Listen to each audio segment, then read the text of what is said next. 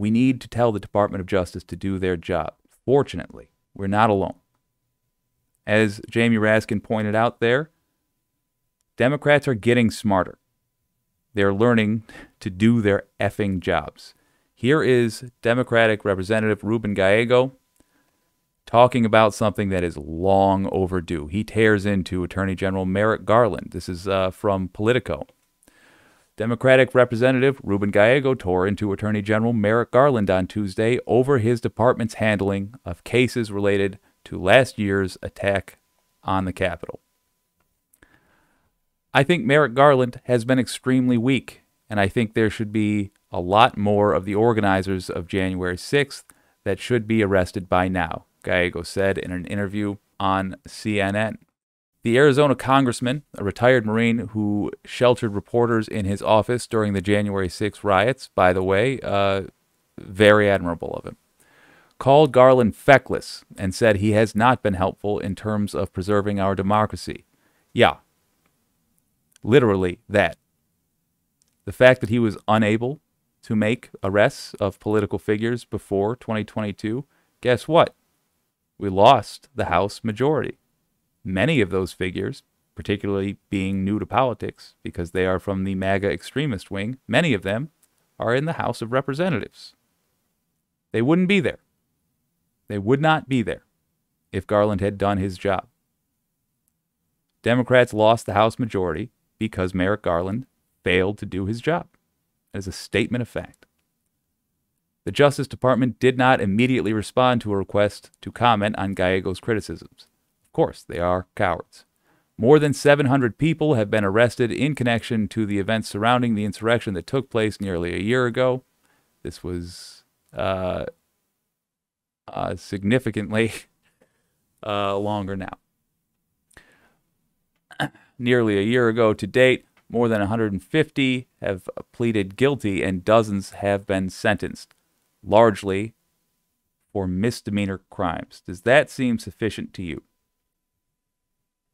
Misdemeanors. That was a rebellion.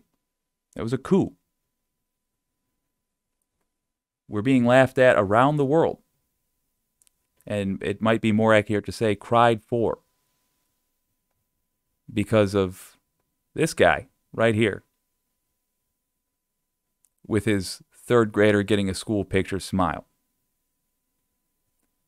That guy collects a paycheck. You pay for it. And in exchange for that paycheck, he has been happy to keep you in danger. Do not forget, Trump's crimes are so many that we actually lose track of them. In the public consciousness, we lose track of them. Don't forget, he appears to have engaged in illegality regarding Russia's interference in the 2016 election. It was concluded by the Mueller report that Russia did interfere in the 2016 election. Their goal? To create political unrest in America. That's exactly what they did. In other words, we were attacked by Russia. It was successful. And those who worked with them have not been held to account because they are powerful Republican politicians. Mueller's report detailed, says Politico, extraordinary efforts by Trump to abuse his power as president to undermine Mueller's investigation.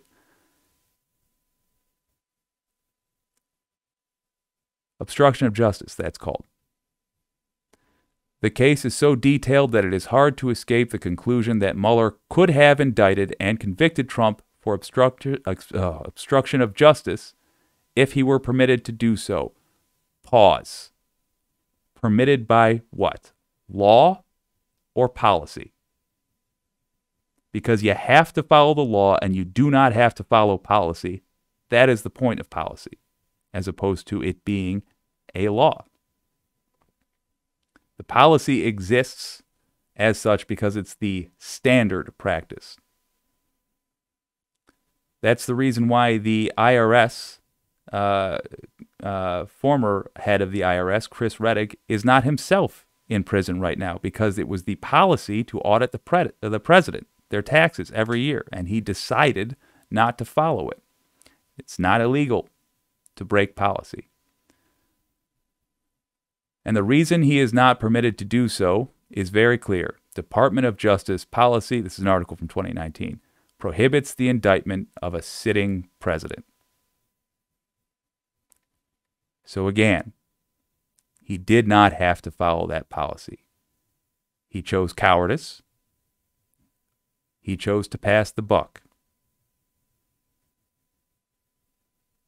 As a result, it is now 2023. A few days ago, Donald Trump threatened the election workers that were caught on camera in the nefarious act of handing a candy, a mother to her daughter.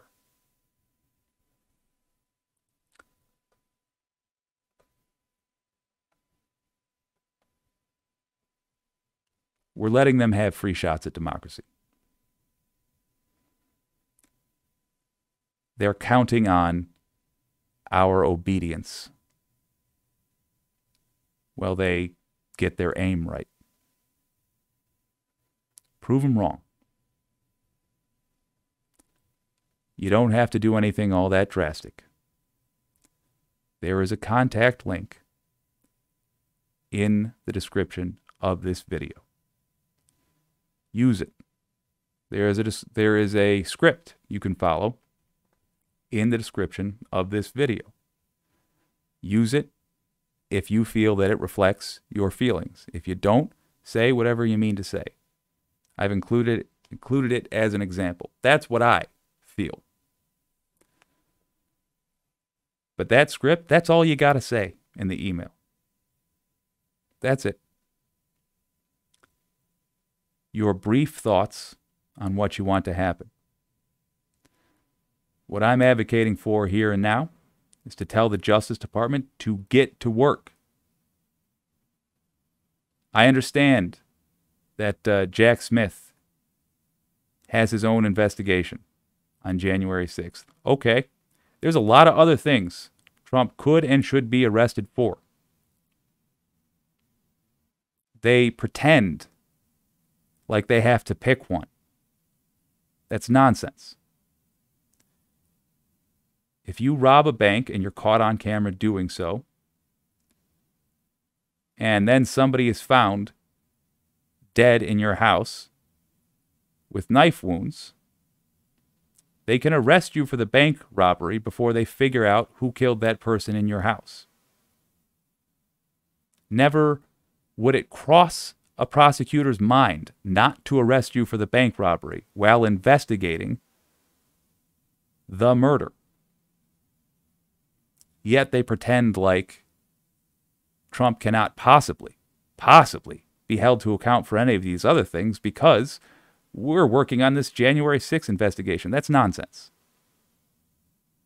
He should be, at a minimum, in jail presently, awaiting trial. He has demonstrated that he is dangerous and will engage in stochastic terrorism if he is left out. If you're worried that you contacting the Department of Justice, even 1,000 of us contacting the Department of Justice, is not enough, so am I. Contact your representative. Tell them you want them saying this publicly.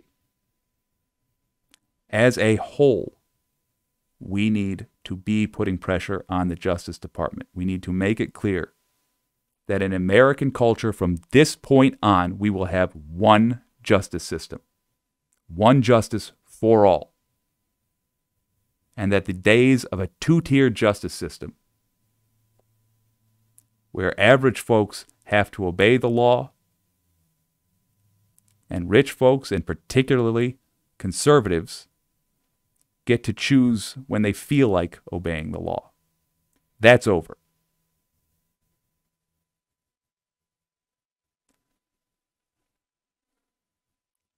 The good news is it takes less than you think. It really does. Your representative will likely get less than a dozen phone calls in a year. They will likely get maybe 2 or 3 dozen emails. Very few people take advantage of this, which means if you start taking advantage of it, you will have a huge impact on local politics. And that impact on local politics snowballs. Suddenly, a representative saying it's time to arrest this guy, that will make headlines. Other representatives will start saying it. It does work like that. It can work like that. So take advantage of it.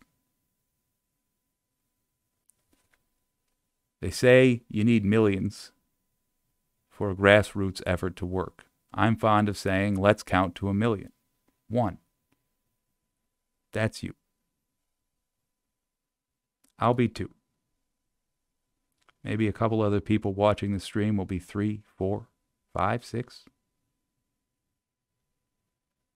We'll get there. But not standing still.